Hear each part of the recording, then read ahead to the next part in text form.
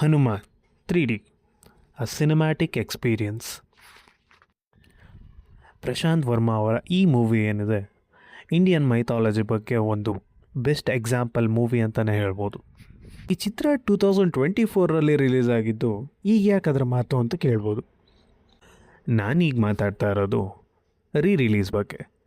Release ಸುಮ್ಮನೆ ಆಗಿಲ್ಲ, ಅದು 2D ವರ್ಷನ್. ಆ್ಯಂಡ್ ನಾನು ಮಾತಾಡ್ತಾ ಬಂದಿರೋದು 3D ವರ್ಷನ್. ಈ 3D ವರ್ಷನ್ ಬಗ್ಗೆ ನನಗೇನು ಇಷ್ಟ ಆಯಿತು ಅನ್ನೋದ್ರ ಬಗ್ಗೆ ನಾನು ಮಾತಾಡ್ತಾ ಇದ್ದೀನಿ. ಆ್ಯಂಡ್ ಇದು ನನಗನ್ಸಿತು. 3D ಎಕ್ಸ್ಪೀರಿಯನ್ಸ್ಗೆ ಹೋಗೋದಾದರೆ ಈ ಚಿತ್ರವನ್ನು 3Dಯಲ್ಲಿ ನೋಡ್ತಾ ಇದ್ದರೆ ಅಕ್ಷರಶಃ ಬೇರೆ ಲೋಕಕ್ಕೆ ಹೋದ ಫೀಲಿಂಗ್ ಆಗುತ್ತೆ. ಎಸ್ಪೆಷಲಿ ಆ ಅಂಡರ್ ವಾಟರ್ ಸಮುದ್ರದ ದೃಶ್ಯಗಳು ಮತ್ತು ಕ್ಲೈಮ್ಯಾಕ್ಸ್ನಲ್ಲಿ ಬರುವ ಆ ಪವರ್ಫುಲ್ VFX ಶಾಟ್ಸ್ ಪ್ರತಿಯೊಬ್ಬ ಪ್ರೇಕ್ಷಕನಿಗೂ ಗೂಸ್ ಬಂಪ್ಸ್ ಗ್ಯಾರಂಟಿ. ತಾಂತ್ರಿಕವಾಗಿ ಸಿನಿಮಾ ತುಂಬ ರಿಚ್ ಆಗಿದೆ. ಈ ಕಥೆಯ ಪರ್ಫಾರ್ಮೆನ್ಸ್ ಬಗ್ಗೆ ಬರೋದಾದರೆ ತೇಜ ಸರ್ಜಾ ಇವರು ಹನುಮಂತು ಪಾತ್ರಕ್ಕೆ ಪರ್ಫೆಕ್ಟ್ ಫಿಟ್. ಆ ಹಳ್ಳಿ ಹುಡುಗನ ತುಂಟಾಟದಿಂದ ಹಿಡಿದು ಸೂಪರ್ ಪವರ್ ಸಿಕ್ಕ ಮೇಲೆ ತೋರಿಸುವ ಆ ಗಾಂಭೀರ್ಯದವರೆಗೆ ಅವರ ನಟನೆ ನ್ಯಾಚುರಲ್ ಆಗಿದೆ. ಆ್ಯಂಡ್ ವಿನಯ್ ರಾಯ್ ವಿಲನ್ ಪಾತ್ರದಲ್ಲಿ ವಿನಯ್ ರಾಯ್ ಅವರ ಸ್ಕ್ರೀನ್ ಪ್ರೆಸೆನ್ಸ್ ಮತ್ತು ವಿಲನಿಸಮ್ ಅದ್ಭುತವಾಗಿದೆ. ಆ್ಯಂಡ್ ಹ್ಯೂಮರ್ ಅಂತ ಬಂದರೆ ಗೆಟಪ್ ಸೀನು ಅವರ ಕಾಮಿಡಿ ಟೈಮಿಂಗ್ಸ್, ಸಿನಿಮಾ ಮಧ್ಯದಲ್ಲಿ ಬರೋ ಸಣ್ಣ ಪುಟ್ಟ ಲ್ಯಾಗ್ ಸೀನ್ಸ್ ಏನಿದೆ ಅದನ್ನು ಕೂಡ ಮರೆಸುತ್ತೆ. ಈ ಸಿನಿಮಾದ ಪ್ಲಸ್ ಪಾಯಿಂಟ್ ಏನಂದರೆ ಅದು ಕೇವಲ ಒಂದು ಫೈಟಿಂಗ್ ಸಿನಿಮಾ ಅಲ್ಲ, ನಮ್ಮ ಸಂಸ್ಕೃತಿ ಮತ್ತು ಹನುಮಂತನ ಭಕ್ತಿಯನ್ನು ಈ ಕಾಲದ ಸೂಪರ್ ಹೀರೋಗೆ ತಂದುಕೊಡಲಾಗಿದೆ. ಅದು ಒಂದು ಬ್ರಿಲಿಯಂಟ್ ಐಡಿಯಾನೇ ಅನ್ಬೋದು.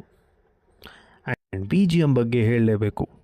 ಬಿಕಾಸ್ ಹಳೆ ಮಂತ್ರಗಳನ್ನು ಹೊಸ ರೀತಿ ನಮಗೆ ಯಾವ ಥರ ಗೂಸ್ ಬಂಪ್ ಬರುತ್ತೆ, ಆ ಥರ ಅದನ್ನು ಕಂಪೋಸ್ ಮಾಡಿ ನಮ್ಮನ್ನ ಅದೇ ಲೋಕಕ್ಕೆ ಕರ್ಕೊಂಡು ಹೋಗ್ತಾರಲ್ಲ, ಅದು BGMಗಿರೋ ಶಕ್ತಿ. ಜಸ್ಟ್ ಅದೊಂದು BGM ಬಗ್ಗೆ ನಾನು ಹೇಳಲೇಬೇಕಾಯಿತು. ಆ್ಯಂಡ್ ಅದು ಎಕ್ಸ್ಟ್ರಾರ್ಡಿನರಿ ಇಂಪ್ಯಾಕ್ಟ್ ಮಾಡಿದೆ. ಕೊನೆಯದಾಗಿ ಈ ಚಿತ್ರನ 3Dಲಿ ಎಕ್ಸ್ಪೀರಿಯೆನ್ಸ್ ಮಾಡೋ ಆಸೆ ಇದ್ದರೆ ಮಾತ್ರ ಹೋಗಿ. ಯಾಕಂದರೆ 2Dಲಿ ಆಲ್ರೆಡಿ ಎಕ್ಸ್ಪೀರಿಯೆನ್ಸ್ ಮಾಡಿರೋರು ಆ್ಯಂಡ್ ಇನ್ನೊಂದು ಸಲ ಹೋಗಬೇಕಾ ಅಂತ ಪ್ರಶ್ನೆ ಮಾಡೋರು ದಯವಿಟ್ಟು ಹೋಗಬೇಡಿ. 3Dಲಿ ಎಕ್ಸ್ಪೀರಿಯೆನ್ಸ್ ಮಾಡಲೇಬೇಕು ಅನ್ನೋರು ಮಾತ್ರ ಹೋಗಿ. ಈ ಚಿತ್ರದ ಡೈರೆಕ್ಟರ್ ಪ್ರಶಾಂತ್ ವರ್ಮಾ ಅವರ ನೆಕ್ಸ್ಟ್ ಸಿನಿಮಾ ಬಂದು ನಮ್ಮ ಕನ್ನಡದ ಹೆಮ್ಮೆಯಾಗಿರುವಂಥ ರಿಷಬ್ ಶೆಟ್ಟಿ ಅವ್ರ ಜೊತೆ. ಆ್ಯಂಡ್ ನೀವು ಕೇಳಿರ್ಬೋದಲ್ಲ, ಹನುಮಾನ್ ಅಲ್ಲ, ಜೈ ಹನುಮಾನ್.